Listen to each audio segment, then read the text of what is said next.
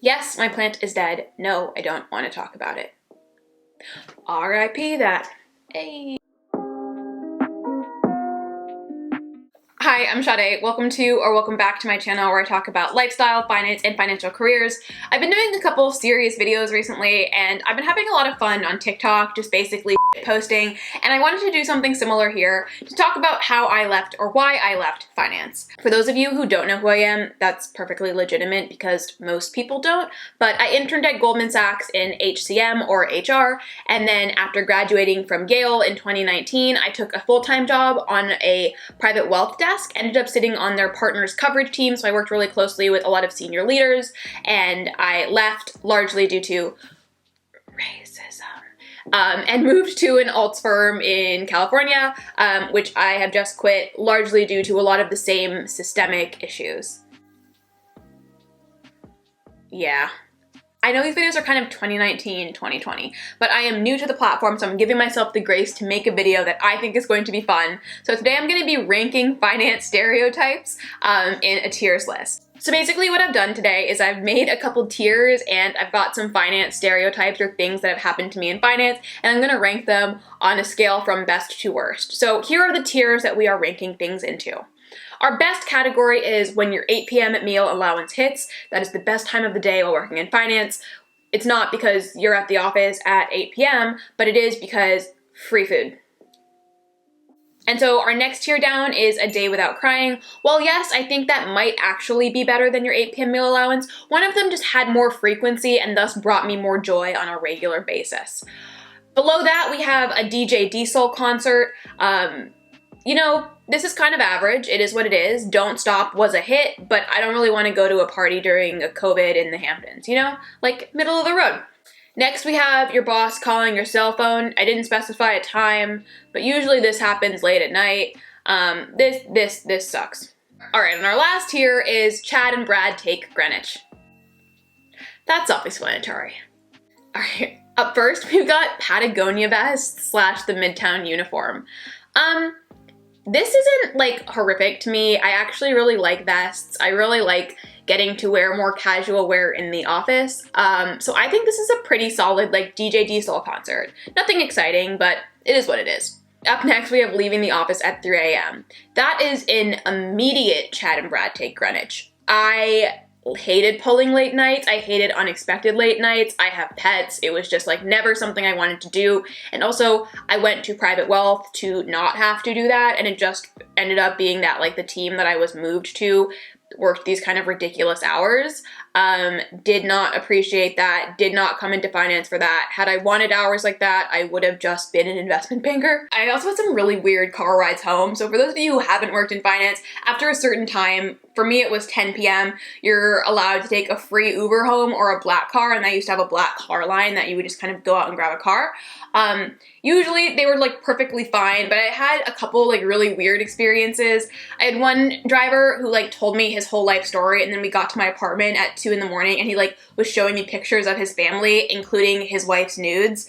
That like was not a fun one. I've also had like drivers be like, oh, like, do you mind if I make some stops? And I'm like, no, I guess. Like, I can't, what do I say? I can't say no. Leaving really late is never fun. Plus a bad ride can make your day absolutely miserable. In addition to the fact that for my team, I had to be sitting in my seat at 7 a.m. Just like, I didn't. Chad and Brad take Greenwich. Up next is banker bags. I actually really like banker bags. I think this is a solid day without crying. I have a couple and I use them all the time. I love them for like gym clothes, and I also like them for overnight trips, though I do recognize that they're kind of obnoxious in the real world. I also had a boss who recommended that I never use a banker bag and told me that he didn't, but that was because during the Occupy protests, someone threw a smoothie at him because of his banker bag. I don't know. Whoever threw that smoothie.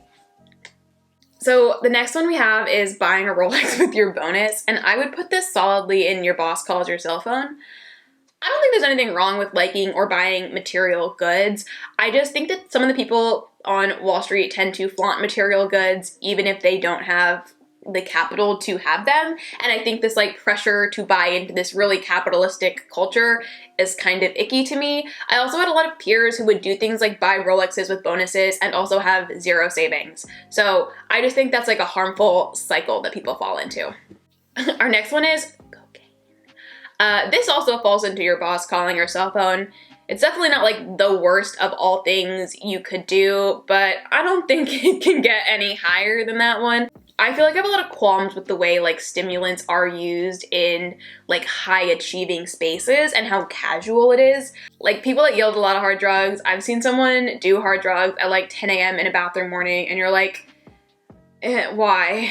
Yeah, I just have a lot of qualms with people using hard drugs that people are like actively imprisoned for and like treating it very casually. I don't know, check a Red Bull. Running into your boss in the Bahamas.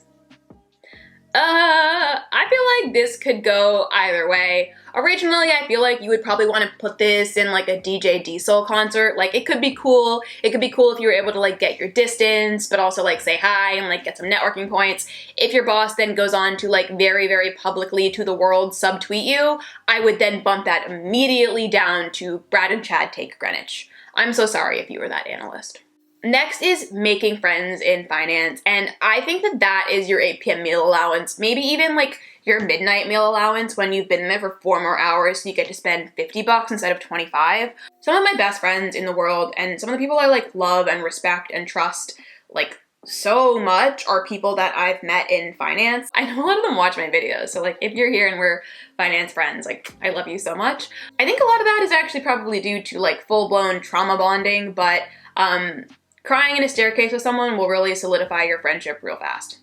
Thank you if you've cried with me in a staircase. You know who you are. Okay, next we have your first trading error. That is a solid Chad and Brad take Greenwich, worst day of my life, cried a ton. It was like $76. I traded a stock that we weren't legally allowed to trade and I had to trade out of it and it was on a foreign market. It was a big deal, but actually it wasn't because no one actually cared, which is why the next ranking is a trading error, but you're experienced. And I feel like that's solidly like a day without crying. It's not a fun moment, but of the bad things in finance, it's like relatively mundane. Everyone makes trading errors. You're gonna be okay. Don't cry about it. Not aligning your deck properly. This is a solid your boss calls your cell phone because your boss will call your cell phone. Oh, it was so bad. I still remember a deck for a meeting with this advisor that I really looked up to, and I just had like been rushing and I had a bunch of decks that week, and I forgot to do the thing where you clear all the page numbers and then put them back on so they're all in the same place with the same size, whatever, and in the correct order. And we were going through the deck and they were on the phone, and he was like, okay, turn from page 6 to page 7, and then there was no page 7. The advisor I was working with was super chill about it. Most people are pretty chill about it because everyone makes mistakes and that's like pretty relaxed. But if you make a mistake like that for someone who is not relaxed, that is a horrific feeling. I also don't like being yelled at publicly. Getting yelled at on the floor is awful. And GS also, like, their conference rooms and offices have glass doors. So even if you're getting yelled at in private, you're still getting yelled at in public. Our next one is being the only person of color in the room. Directly to Brad and Chad take Greenwich because that's also where this occurs. I would say it could get bumped up because you get to be the expert on everything ever to do with minorities or race, even if it doesn't have anything to do with you. But no, it sucks. It's not a fun feeling to be the only person who looks like you or sounds like you or thinks like you in rooms. Brookfield Place. If you're not from New York or like haven't worked in New York, Brookfield Place you have to walk through. It's like an indoor mall-y place. You walk through if you're going from the subway to like the Amex Tower or the Goldman Sachs building. There's also a bunch of restaurants and stuff, so like it's really easy to run out and grab lunch. Brookfield Place in itself is really cool. I like all the food, I like all the snacks, I like all the drinks. They have some cool events, stuff like that. Brookfield Place is not cool in the fact that almost everyone commutes through Brookfield, so sometimes you have to start talking to people earlier than you wanted and like start your day early. It's also not cool because I used to cry almost every day as I walked through Brookfield to work. That's not great. I think that's a pretty big point against for me, to the point that actually in looking up pictures of Brookfield to make this video, I got little like anxiety, heart palpitations. Like, I don't know if I could ever walk in that building again and feel okay, but some cool stuff is there. So I think that's a solid middle of the road DJ Diesel concert. Don't want to be there, but if I am, we could make it work. Okay, now we have an important one, which is blowing $10,000 in a single night. You know, if I'm not paying, you can do whatever you want with your money. If I don't have to be there, even better. If I have to be there because it's a work-mandated event, I don't want to be. And again, I feel like this kind of falls into the keeping up with the Joneses, so this will have to fall into Chad and Brad Take Greenwich. But maybe it's more like those times that those Greenwich kids go to New York as underage kids and then pay hundreds of dollars to get themselves into clubs. Up next, we have the way people talk to non-investment bankers. Immediately into Brad and Chad Take Greenwich. I think the way people talk to people who don't do investment banking is actually pretty horrendous. It's part of the reason that I switched from back office to front office. I just think like the condescension level is really high, especially when there's a lot of people who don't want to be investment bankers. I just feel like ever since I had to explain how options worked to a very senior investment banking professional, it's never really gonna do a lot for me. Okay, now we have a classic. Nepotism. Brad and Chad Take Greenwich, because quite literally, I feel like that's how half of those connections form. Nepotism is super prevalent in the industry. I feel like everyone knows somebody, or everyone's dad like worked at Goldman 25 years ago. I don't think it's bad to leverage the connections that you have. I think that's actually really good and like what you're supposed to do. I just think in finance, it's very, very prevalent and harms diverse candidates. Leaving that there. Another classic we have is not getting a return offer. I mean, I wouldn't know what that's like. No, honestly, I think that like people would assume this is like the absolute worst thing that could ever happen to you, but I don't think that's true. I think things do happen for a reason. I also think that if your internship isn't providing you with enough feedback to improve enough to get an offer, then probably it's not a super great fit. I do know that people don't get returns kind of no fault of their own. I used to work in tech recruiting. There was like only a certain number of kids that could come back for the available seats, and that's like very much like out of your control. But I tend to think that there's enough like finance jobs for people who like really, really want them and are very passionate about them. There's tons of other places you can always work or apply. I just feel like you're gonna be okay. So I put that in like your boss calling your cell phone. It's not great, it sucks a little, but you'll be fine. Wolf of Wall Street. If I'm being completely upfront and honest with you, I don't think I've ever met someone who's told me that their favorite movie is The Wolf of Wall Street and felt like they understood the plot of the movie or like the repercussions for what can happen if you act like that. I thought it was a good movie. It's one of the very few movies that I've seen in life because everyone told me I had to watch it. I actually cried when I saw it. I thought it was like a pretty sad story and like a good, like, oh, you should remember your values message, though I feel like I'm alone in that. It was also filmed at Brookfield Place in part, like that scene where he's on a boat. That's like right where I used to drink rosé. But despite that, I feel like the people who turn The Wolf of Wall Street into their personality really drag down the critical acclaims and wonderful acting of the movie. So sorry, right back into Brad and Chad Take Greenwich. Okay, up next we have Ivy League kids.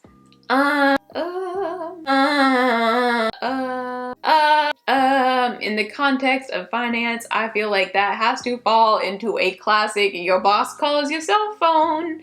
I don't think anything horrible of Ivy League kids in themselves. I just think there's a lot of entitlement and privilege when Ivy League kids flood finance.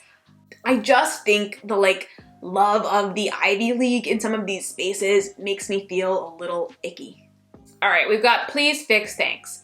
First of all, if you ever sign emails saying please fix thanks like this, which people have done to me and I know people do, like F you, just type out the words. It's not that hard. But it's also like not the worst thing in the world. You're always gonna get corrections, whatever. Falls into a solid your boss calling your cell phone because that's also sometimes how that happens.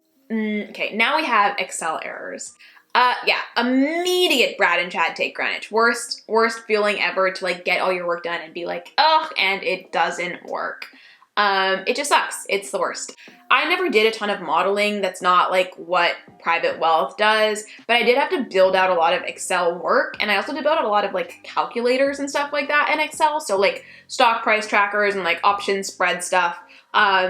And getting an error like that sucks. It especially sucks when you have a client on the phone who's trying to trade and you're like, yeah, I have no idea what the spot price is in Excel because my Excel's not working. And lastly, we have the most important one of them all, which is calling finance. Brad and Chad take Greenwich. Finance? How do you say it? I don't know where this adoption of this pronunciation came from. To me, it is very similar to pronouncing Target as Target. We all call it one thing. You don't need to do this. Just call it finance. It's just so much easier to call it finance. I don't know. You can do what you want. I'm not your parent. But personally, yeah, finance is a Brad and Chad take Greenwich, which ironically is where you'll hear people say that. Anyway, I hope this was cute and a good insight to little irks that I had in my life in finance. I feel really bad that I definitely overloaded Brad and Chad take Greenwich and only one thing made it into your 8 p.m. meal allowance, but honestly, that's pretty representative of my experience as a whole. And please feel free to share, like, subscribe, whatever you want to do. All of those things help me out immensely and make me feel very good. If you hated this video, please feel free to leave a rude comment and I'll write you something snarky in response. But other than that, I hope you guys have a great rest of your day and I'll see you guys next week.